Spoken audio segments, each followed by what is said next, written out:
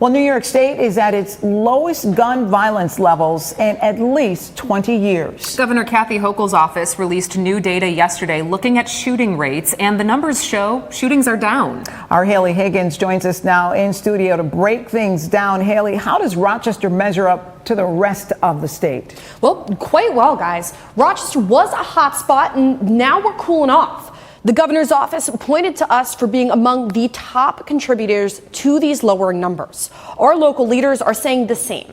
We've had a problem, but we're seeing things drop off. The state tracks shootings with injury from January 1st through September 30th of last year, and then this year.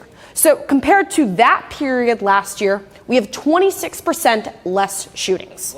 The state says this is the largest decline since we started tracking this back in 2006. And it commended Rochester for having a 38% decline compared to last year. But one snapshot does not show us the full picture.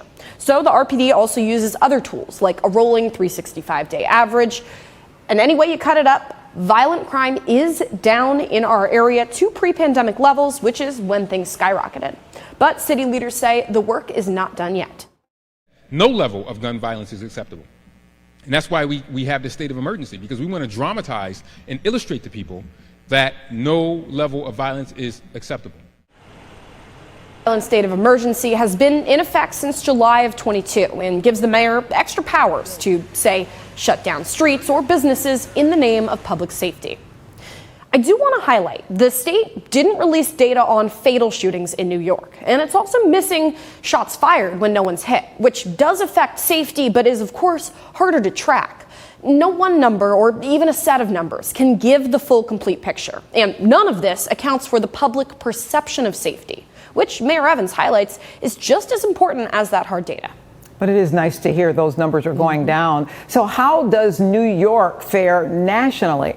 Yeah, so if we zoom out, I want to look at just firearm deaths. The CDC says in 2022, 1,044 people died by firearm here in New York. And that's about 5 people for every 100,000.